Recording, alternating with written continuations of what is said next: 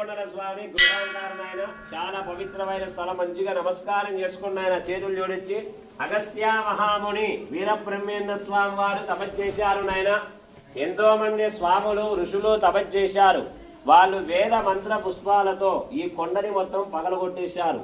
ఈ మెట్ల మీద కూర్చొని అఖండ దీపారాధన నాడుకొని అగస్త్య మహాముని వీరబ్రహ్మేంద్ర స్వామి వారు 101 రోజు కూర్చొని తపస్సు చేశారు. ఈ కొండ మొత్తం చూడండి, పై వరకు చూడండి, షడగోపురం అంటే మనము తల మీద షడగోపురం మీద సమర్పణ చేసుకుంటామో స్వామి, అలాగ వెలిసింది నాయన. మనం సాక్షాత్తుగా శ్రీవారి పాదాల కింద ఉన్నాం. మంచిగా నమస్కారం చేసుకున్న ఆయన. అందుకోసం ఈ శ్రీవారి సన్నిధిలో వచ్చిన భక్తులకి షడగోపురం సమర్పించం. ఎందుకంటే మనం సాక్షాత్తుగా ఆయన పాదాల కింద ఉన్నాం కాబట్టి నాయన. ఇక్కడ ఈ వెంకటేశ్వర స్వామి విగ్రహానికి కూడా కుడికాలు బొటన వేలు గోరున్నది నాయన. ఉగురు ఉగురు ఉగురు అనేది స్వామివారికి భిన్నమై ఉంటుంది. ఎందుకంటే 13వ శతాబ్దంలో అగస్త్య మహాముని శోల మహర్షి ఇక్కడ తపస్సు చేసినప్పుడు వెంకటేశ్వర స్వామి వారు స్వయంగా వెలిశారు నాయన.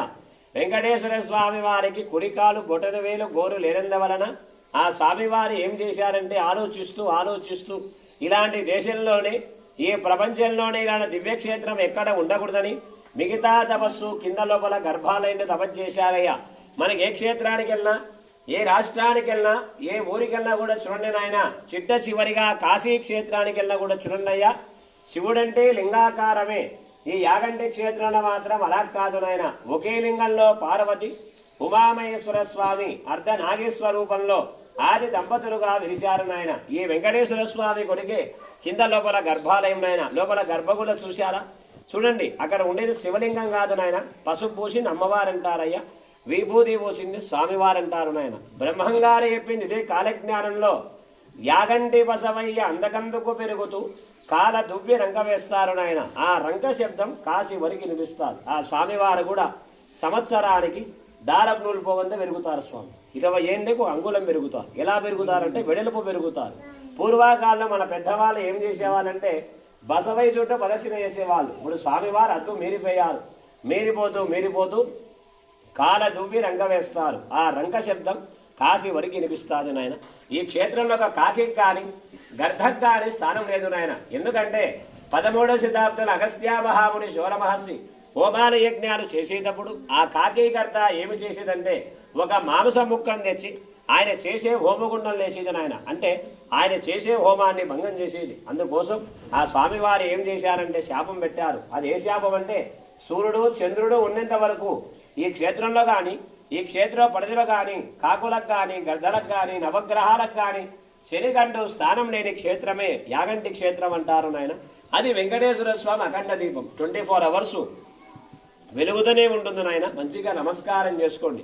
చేతులు చేసి విపుల సదము, సంతానము, కళ్యాణము, ఆరోగ్యము, మీ వ్యాపార ఉద్యోగ వ్యవసాయ అభివృద్ధి కానీ మీరు ఎవరైనా ఉన్న దాతలుంటే ఇక్కడ స్వామివారికి ఎల్లుండి శుక్రవారం ఏకాదశి ఆ రోజు స్వామివారికి విశేషంగా ప్రాతకాల అభిషేకం ఉంటుంది.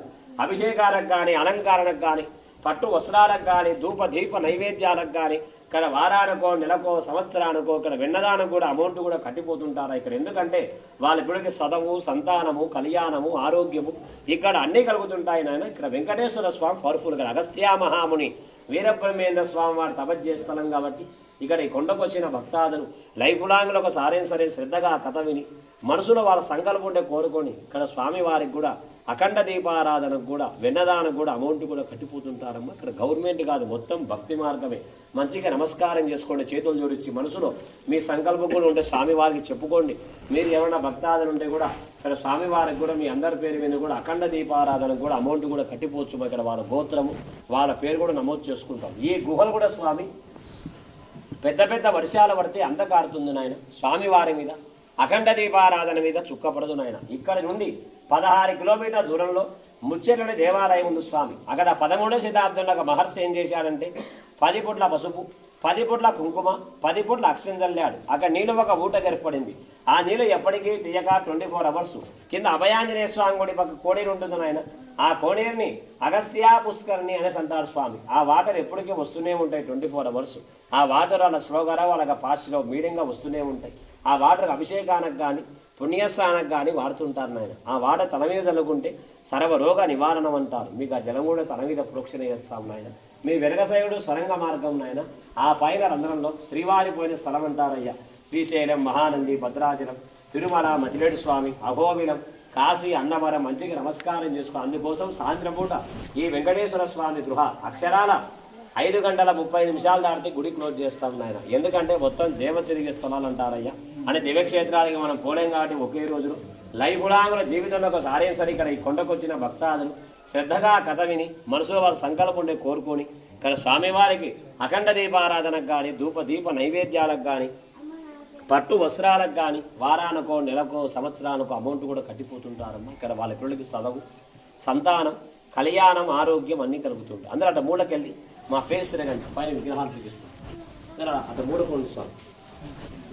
నేను కంటిని, నేను కంటి తిని, నేను చూస్తిని, నేను చూచి తిని అన్నప్పుడు తెల్లగా విగ్రహాలు ఉన్నాయినా అలివేల మంగమ్మ, లక్ష్మీ నరసింహస్వామి ఆకారం కనిపిస్తున్నాయి. తెల్లగా విగ్రహాలు ఆ రంగంలో స్వామివారి పాదాలు. ఈయన యాగంటి బసవయ్య రంగ వేసేటప్పుడు నరసింహస్వామి అవతారంలో వచ్చి చొప్పగడ్డ అందిస్తాడు.